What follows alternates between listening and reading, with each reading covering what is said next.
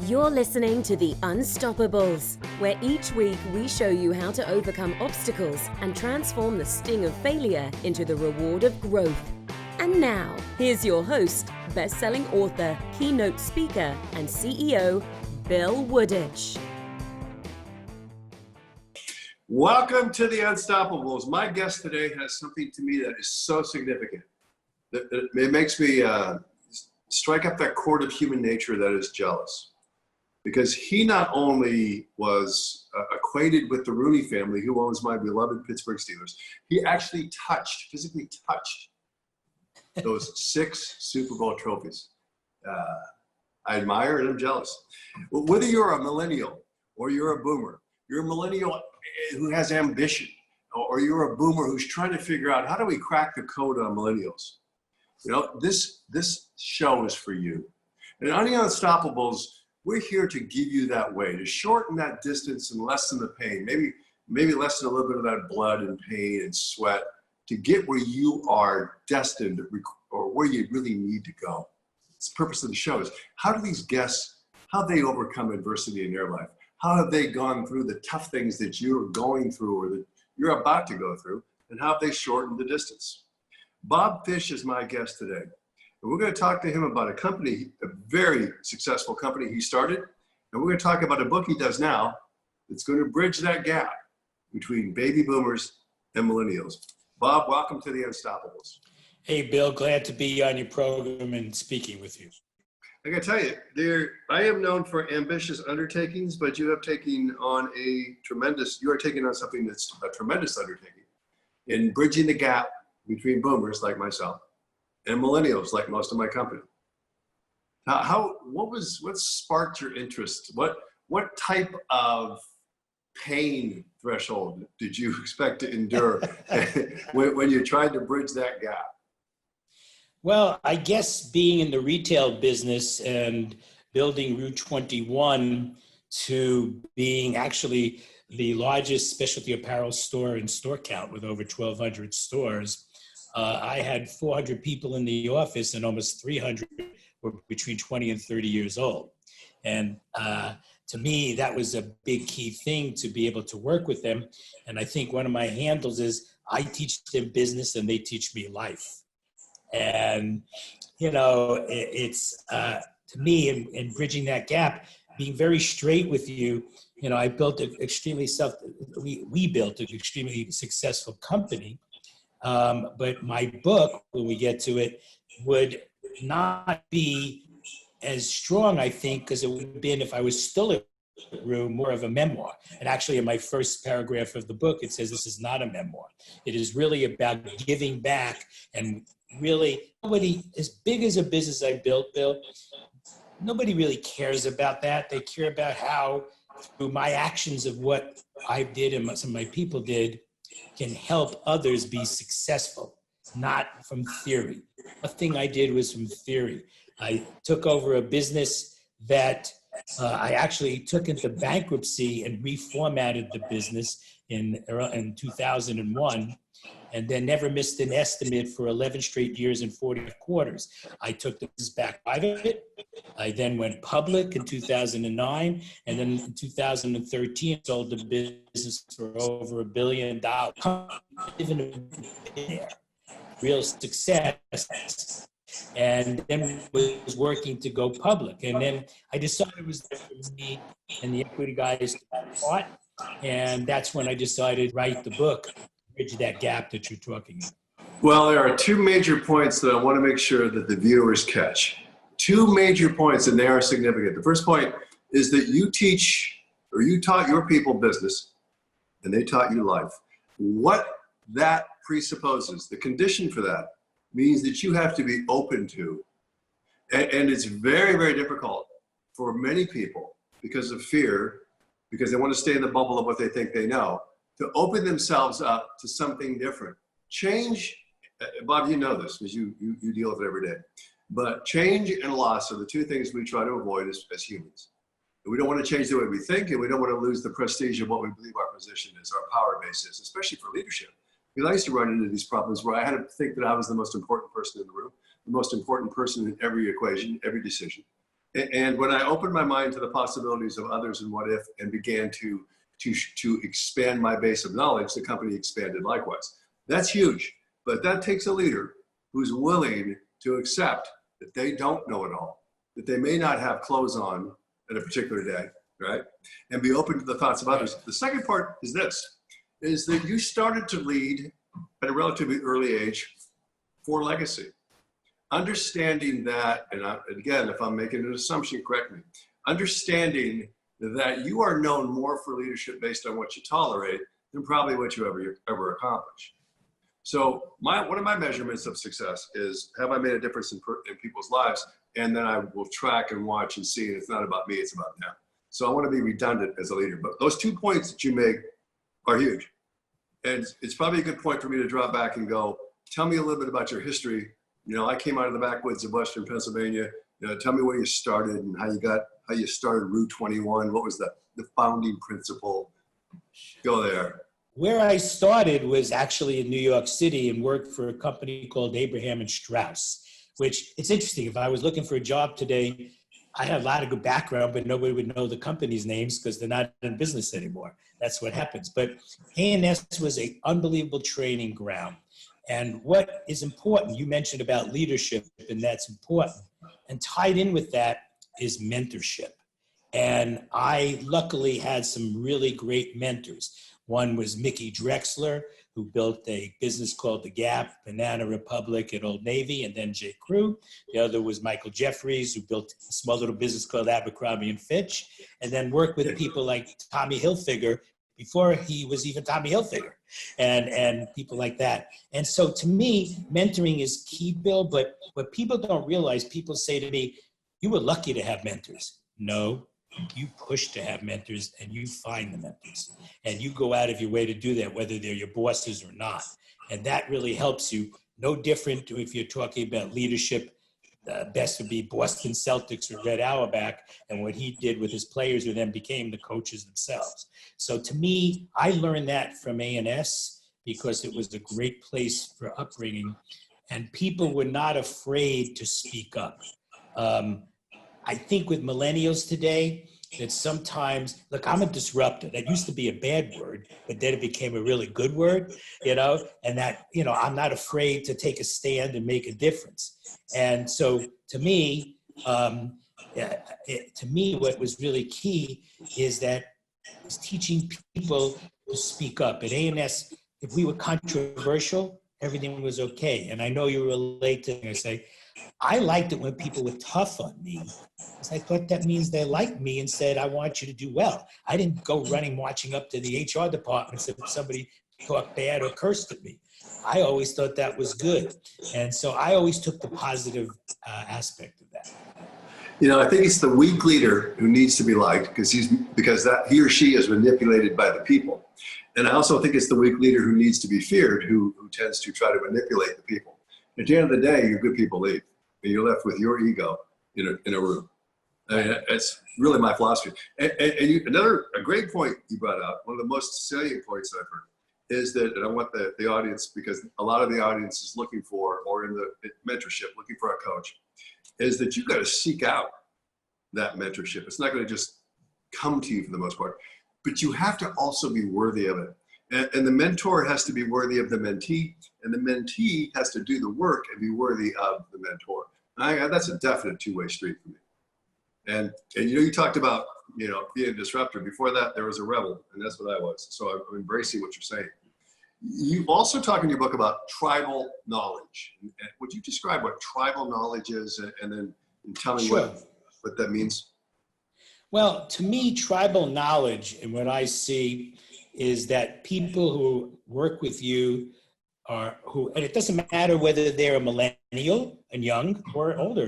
It's not how long you've been in the job, but I call it that they are people that have the passion to really drive and carry out what the theme is of the company, and they're selfless to build on it. And to me, that is really important. And, you know, I find that those people are the real deal, I call it. So, you know, I was very fortunate, or I guess you make your fortune, of having some dominant people, some who were young, that were 23, 25, that 5 years later and then became big management people in a company, and understand your wavelength. And so to me, that's really key. I also think, which I call mutual mentoring, tied in around the tribal knowledge, which I call generation splicing, is very important in how you work together on that, because it's millennials working with millennials, millennials working with Generation X baby boomers, tying in as a team. And, you know, everybody talks about, and I hate cliches, like work-life balance. How many times have you heard, I want work-life balance? Okay? Yeah. I call it work-life integration, that it's working together. Young people like the communities of being together. And you do things for them, like, believe it or not, I would take the entire home office organization to the opening movies of the Twilight series or Hunger Games before it came out, and giving them popcorn and soda and having them be there together as a team got them really excited to really push, you know, going forward and being strong at working with me in business, you know, little things like that. You know, so to me, mutual mentoring is important, because if you remember, we were once all 25 or 30. And that today, you know, it's that people need to realize that, did we not want respect, recognition, acknowledgement? And so that's what they want. But you know what? You have to push with them. You got to push them to realize they got to seek things out and not be afraid to take a stand. So there's a lot to talk about in that. Three things. When I was 17, it was a very good year. You got to be Frank Sinatra, right? Going back down the hallways of my youth. And the second thing is what we may call culture, the traits from that culture, the people that really live your, I hate to say this is a passe word for me too, but mission, but they really live in that culture. That's an example for others to follow. And I think what you talked about with integration, to me, seems like a real click buster, breaking up the little cliques that occur in politics and in office, and really integrating people in under that one umbrella.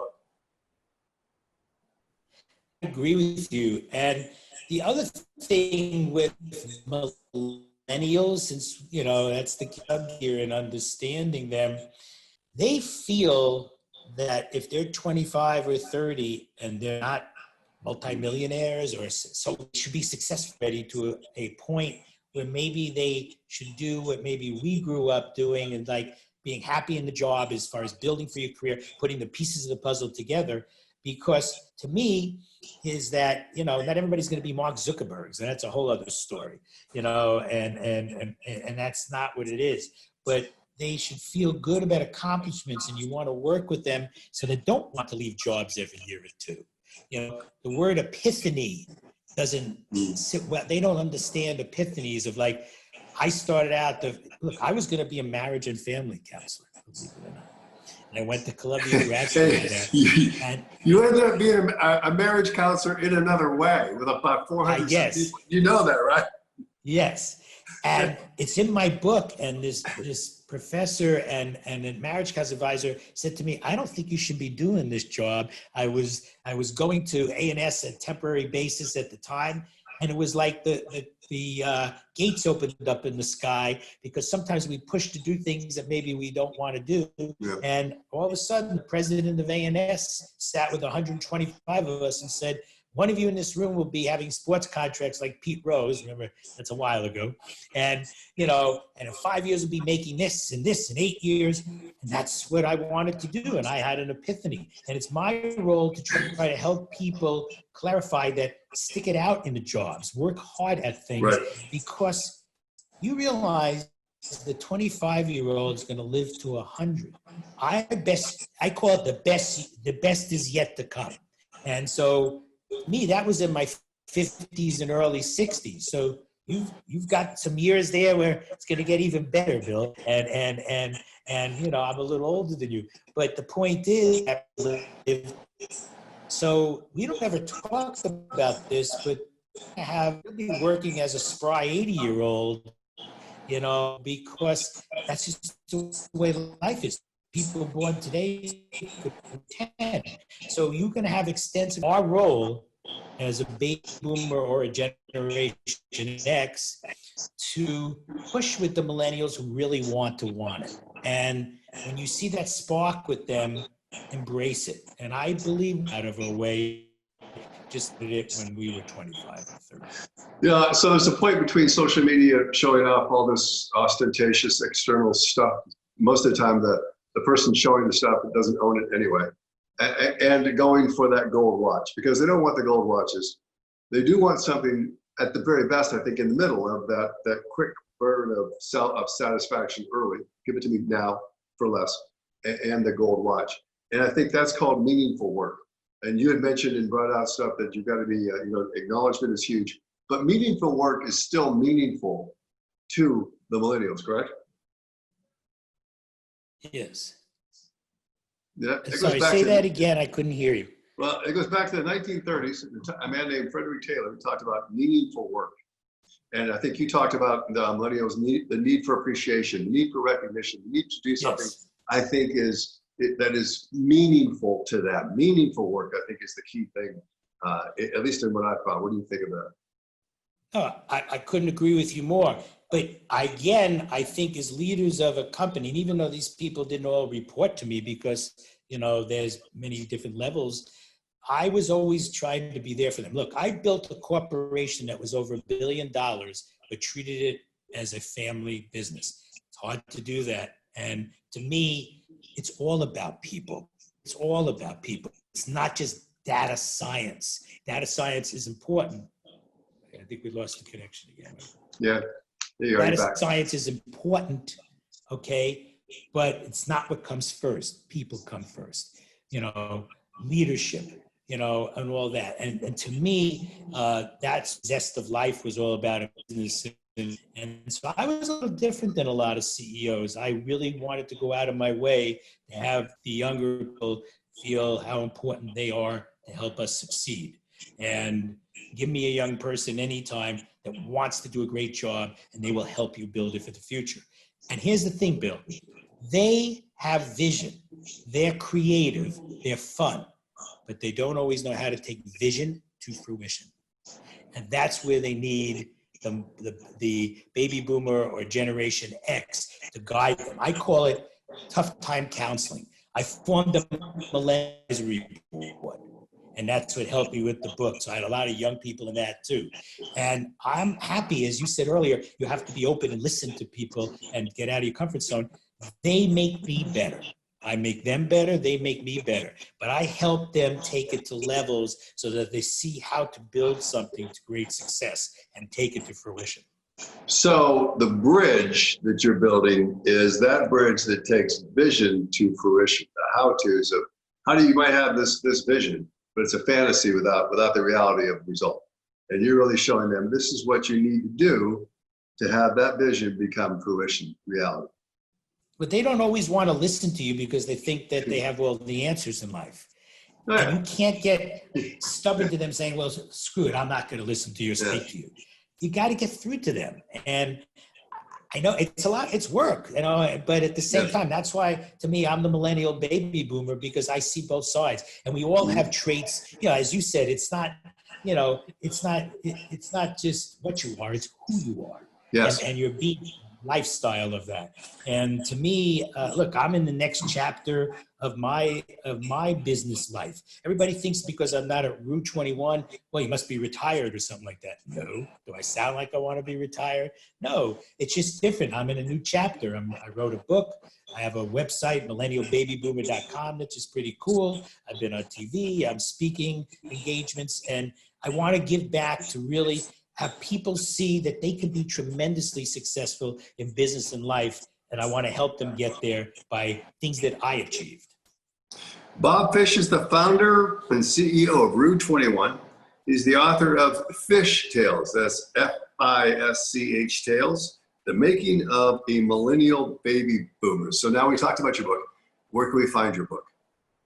Well, the best way to find it is you can either go to my website and go to Amazon or other fine stores like Barnes and Noble or Target and stores like that, companies like that, believe it or not, 80% of books, Bill, are online, and 10% of the books are through the Hudson bookstores, and the other 10 is only in stores. And store business, that's a whole other subject.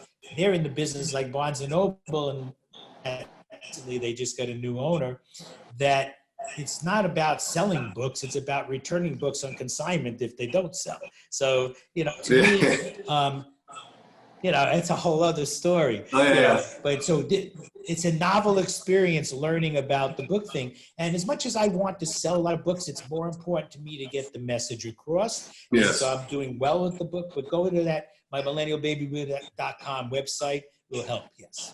Millennialbabyboomer.com, right? I want to make sure, because, and we're going to stress that after the show, because I want to make sure people go there, because you paint a compelling picture of it, a model of someone that people would like to work with. You just come across that. So I'm going to ask you this. What are your three business, if you're going to take away just three business principles that you would try to teach and coach the millennial? The first thing that comes to my mind is teaching them how to be leaders and learn how to delegate and not just feel, I have to do everything myself or I won't be successful. Because as you grow a company, I had 20,000 people in my company. I'd be dead if I tried to not delegate.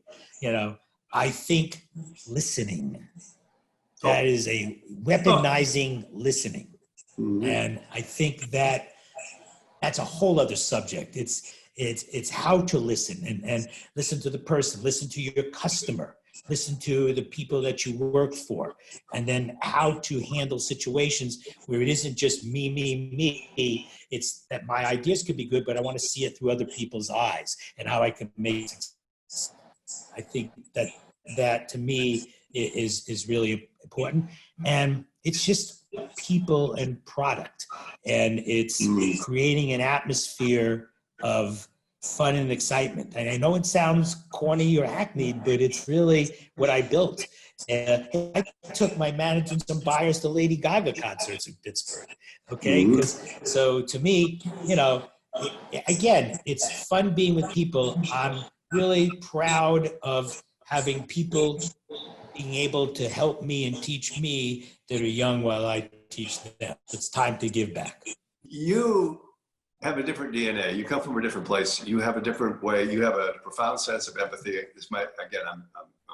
assuming here, and I'm going based on what on me. So you can only see life through the prism of self. I've read a lot of history. I read a lot of Marcus Aurelius and philosophy, and I understand that I don't know. I understand that I want to be redundant. It's not about my ego anymore. It used to be when I was the top salesperson in two huge companies. It's about me. And that form of, I call solipsism, or just everything running through the self. I was able to divest myself of that over time. Had no fear of making mistakes, which was a huge fear of mine, and had no fear of being, less than and saying, I was wrong. And doing that liberated me. However, the problem is the fiefdoms that exist inside of any company that people don't want to know that the leader has no clothes. And so for me, that fear-based environment is a culture killer. And I run as close to, in my book was Failmore, as close to a culture that says it is good to fail if you're failing with the intent to improve, not just because you're an F up, not because you can't get it. There's thinking issues too. But those kind of things, and that's, I think, how we grow. You have a very similar.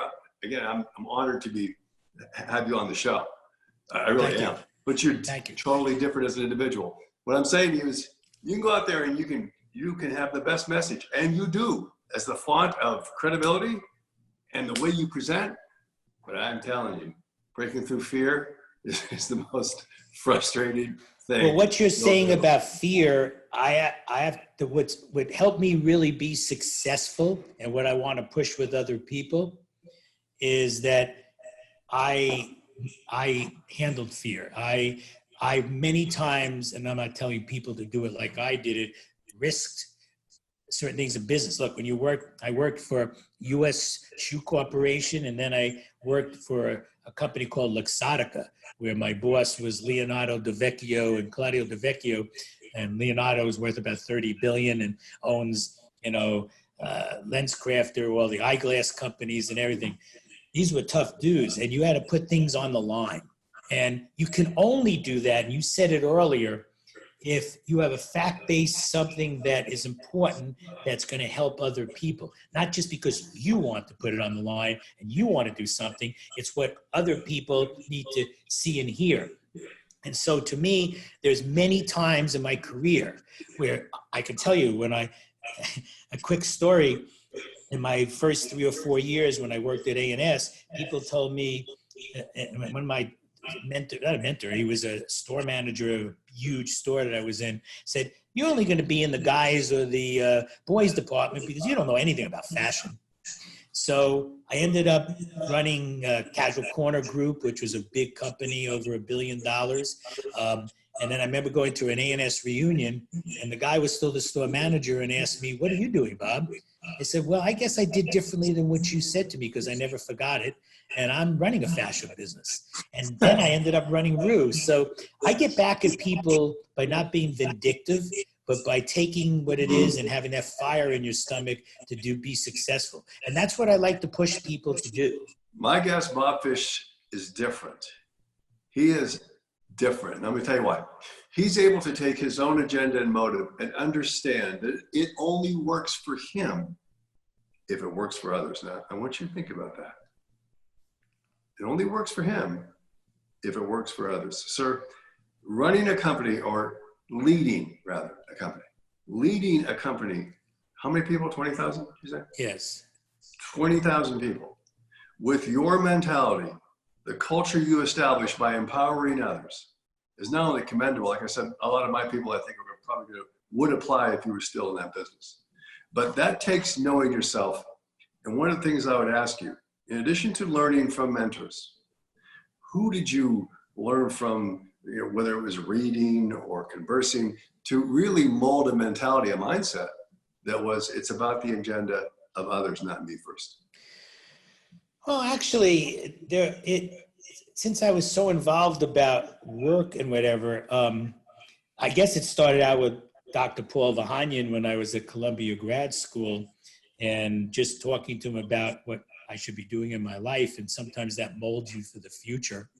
And so when he said as I said earlier, I'm not sure that marriage counseling is for you. I think that you should continue what you're doing at Abraham and Strauss and see if you can develop it.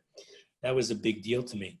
I also had a good boss. He wasn't the head of the company, but a guy named Tom Unrein, that, look, I'm from New York originally, and he was from Green Bay, Wisconsin. And I probably needed to learn to have a velvet hammer instead of an axe.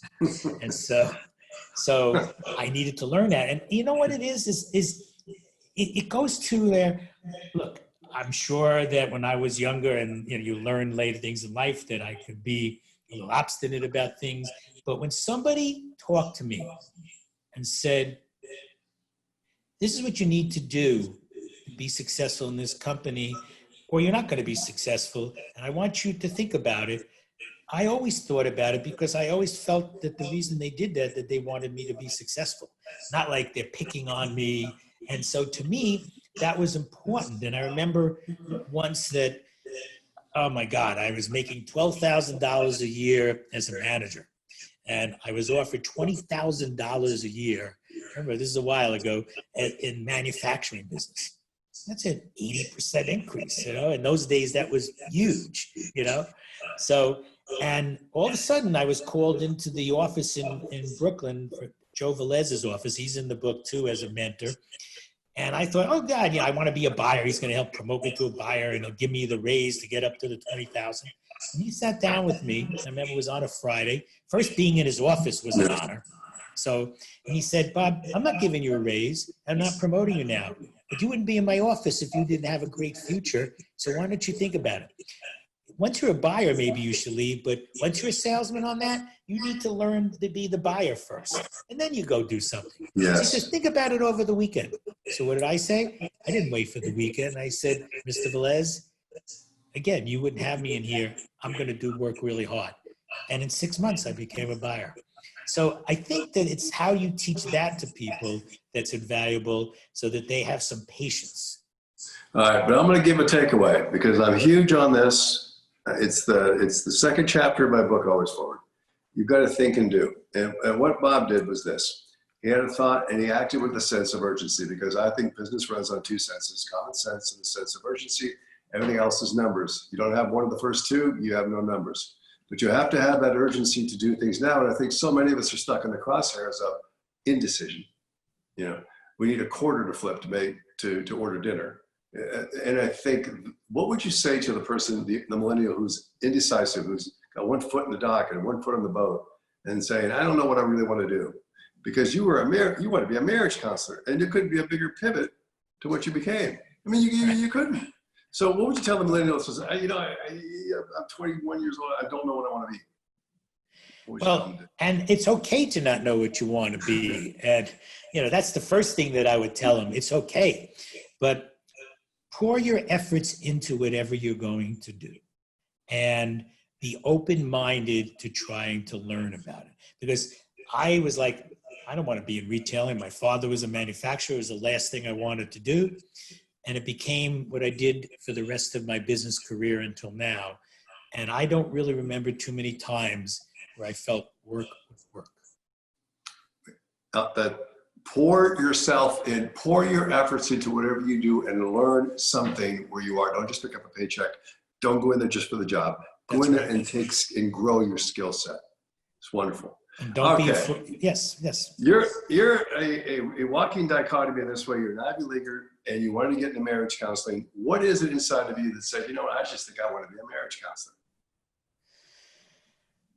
Well, I was 23, 24, and I really cared more at that time about myself and my relationships and having fun on the weekend. And I guess partially maybe because, and I put this in the book too, my parents were going through a divorce, and I thought that I could help on that.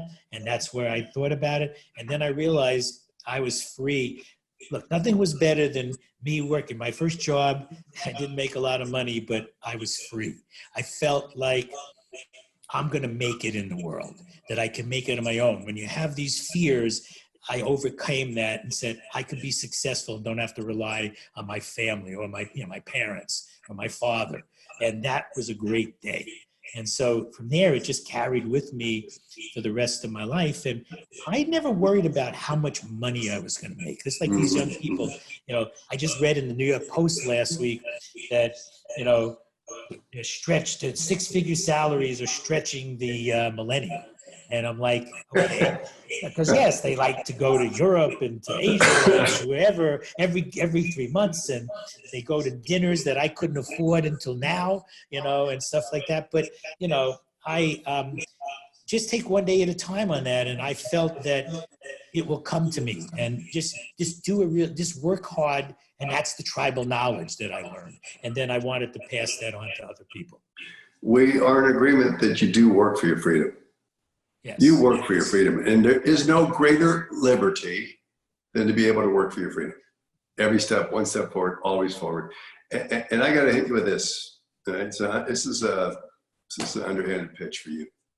What do you think you took from your studies and some of your trial practice maybe in marriage counseling into the business world, and where did that help you? Well, it's funny because I think what it was the compassion of trying to understand other people. And I guess it really did help me. In fact, when I was a new merchandise manager at only 28 years old, and all my buyers were older than me, they hung a shingle outside my door saying, Rabbi Fisch, so it was like the counselor, And I guess it was trying to understand them as people, both in business and in their personal lives. That to me, they're a human being person. And again, I know it sounds cliched, but that's really how I built my life. His name is Bob Fisch, and he invests in people, and I mean emotionally invests in people too. He is a phenomenal listener. You're not only a font of knowledge in what you say, but you are able to actually understand that maybe there's something you don't know, or a lot of things you don't know, that you're able to listen to other people's opinions and say, yeah, okay, possibly. As you said early, the employees from before, taught you about life. You taught them about business. It's a great trade, isn't it? Let me ask you this, Bob, one more time, because it's important that they find you. What's your website again? It's millennialbabyboomer.com. Millennialbabyboomer.com. Go to Fisch Tales 1, my Instagram, because there's a lot of cool things in there too. So there's a lot of good stuff going on there. And again, you can get the book on Amazon or Barnes and Noble. And, it's something that I think if people look at it, look, I have in the book School of Fish Lessons, and it's not theory. We all have read a lot of books that people talk about theory. This is real reality and how you want to pass it on, because nothing is better to me than seeing people being able to develop and become successful even more than they ever thought they could be. Likewise. And another time I could give you examples on that. To me, that's where I'm at right now. That to me is important. So and I think when you have that attitude, it helps. Look, that to me is what is, that I look to keep trying to be successful in my life. And I've been very fortunate, and I think that I want to keep doing that. People in my company know, because they experience this on a routine basis, is that I get a bigger adrenaline high and kick in watching them learn and apply those tactics and strategies to cash those checks from the ideas that I had, much more so than when I was doing what they were doing and just, killing it in sales. Right. I get a greater satisfaction of watching them do it. That to me is the greatest. Giving out bonus checks is 4 times is the best time of the year. Every quarter is the best time of the year for me. It's those 4 days. I love those days. I used to hand out, Bill, the bonus checks to almost 400 people myself in the office. We didn't even have a room big enough, but everybody squeezed in it. And I felt it was important not just to say here to one of the people that work for me, just hand them out to them. I wanted to thank each individual that worked for me of how you helped make this company successful. It is the one time when you know that you have their rapt attention and they are actually listening, hanging on every word. It's the only time. Yes. What do you consider to be your greatest success? Well, we talked about it a little.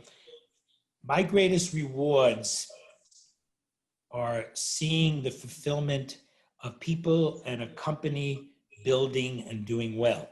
Look, when I die one day, it isn't going to be, I picked up 10% or I made this profit or this and that. And the reward is seeing you build something and taking that to fruition. And that, to me, sky is the limit always. It is amazing what we can do. It's just it was a mind blower changing my career now to be in the publishing business. It's not easy. And so to adapt and change, and it's my next chapter.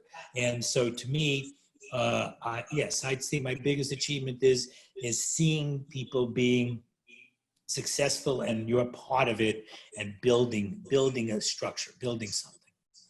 And success is process. It is always under construction. And part of success is failure. What would you consider to be your biggest failure? What did you learn from it? My biggest failure, I think I've learned a lot from it, was not just hiring people because they had a good pedigree in their resume or how they talk, because that's a whole other subject too. Hype, which is either fake hype or real hype. And there's a lot of people that have fake hype. And I think learning about it and taking the time to learn about it, because I'm sure in my younger career days, I made mistakes on that. And I probably didn't listen as much as I listened to Rue. And, you're sitting there. I took over a business that was just a failed business, but I knew it could develop. And I sat with the equity guys, and we had non-negotiable rights of how to go after the business. And I wouldn't do it unless they were going to give me those rights. And then you have to make it happen. And I think my achievement is that when I said I would do something, I made it happen. There you go. Word as bond. And again, we're very, very similar. And the people that I have mentored know that if you promise or guarantee something, you come up short, you pay for the difference. So you got, I mean, that is just how it is. You don't go back on anything. That's just part of word is bond, that's reputation. And that's really how we build a company. And I think that's how you build a life. Yep. And there's a lot of great things in my book that, you know, I have sub-chapter titles. So it's not like you have to read everything all the time. You know, look, the one thing I learned is I've had some great people that were leaders that wrote books, and a lot of them are boring because it's just about their lives. Nothing worse. And so to me, it's like, okay, how can if somebody looks at my book and reads certain key things, they could really help themselves be even more successful. And that's what I want. And here's the secret sauce with you too, is that you're in an upper echelon of accomplishment, achievement by anyone's standard, by any relative standard. You're way on the top end of achievement, probably financial as well. But you come across as extremely real and just relatable, and which is a gift, which is the real you, I think, that presents. Well, I think and I appreciate what you say on that, but you're very right on, and that's what I try to get across to people, whether they're younger or older, because that's what makes the difference in life. And so, being real, and when you're real, people will gravitate to you. Yes, I have coached that life and business are one and the same. There is no separate subset of life and separate subset of business. It's all the same integrated sort of Venn diagram. You know, the sweetness of happiness is inside. We can go on and that with another show. But I want to ask you this last paragraph. This is my last paragraph question. If you've spent time on this earth and you've made a huge dent and difference in the universe, you have enabled people to live better lives. What would you write in one paragraph, Bob, to those people to say, okay, here's some lessons learned. This is my go away paragraph to you. What would that look like? About me, you mean? Mm-hmm. It's a great question. That I was somebody that helped them build for the future, and I was always there for them to do well and for us to do well as a team. So I think that's what I'd want them to say. I got to tell you, you were phenomenal. You were phenomenal. I want you on again. Thank you very much. We'll get to you wow, you were phenomenal. Thank you, Bob. Well, I appreciate being on this show more than you can realize. It was a great talk to get together, and I appreciate you.